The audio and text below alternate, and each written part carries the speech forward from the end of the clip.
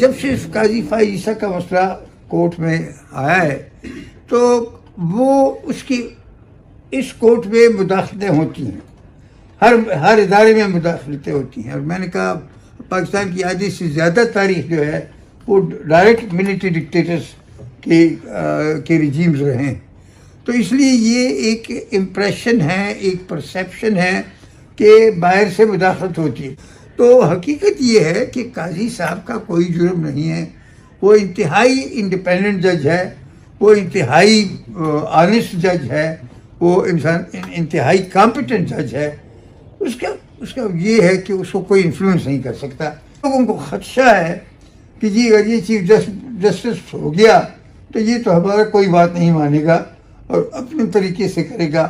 اور اس میں جس طرح کہ فیض آباد دھرنے میں انہوں نے ڈھنکی کی چوٹ پر بات کی، اور کوئٹہ کے وکیلوں کے کیس میں انہوں نے اوپنلی لکھا فیصلہ، تو یہ ہر فیصلہ اگر اس طرح ہو جائے گا تو پھر ہم کیا کریں گے؟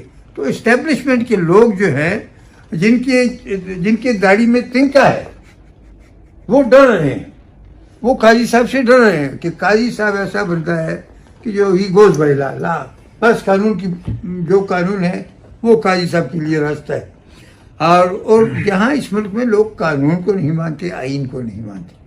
اس لیے ہمارے جو بہت سے مسائل ہیں جو اپنے دائرے کار میں لوگ کام نہیں کرتے، فوجی اس سے نکل رہے ہیں. تو یہ جب تک کہ اس ملک کے ادارے آئین اور قانون کے مطابق کام نہیں کریں گے، وہ مداخلت کریں گے، ایک دوسرے کو نیچا دکھانے کی کوشش کریں گے، وہ ایک دوسرے کو متاثر کرنے کی کوشش، انفلوئنس کرنے کی کوشش کریں گے. یوٹیوب پر گوگلی ٹی وی دیکھنے کے لیے youtube.com کی سرچ بار میں گوگلی ٹی وی ٹائپ کریں.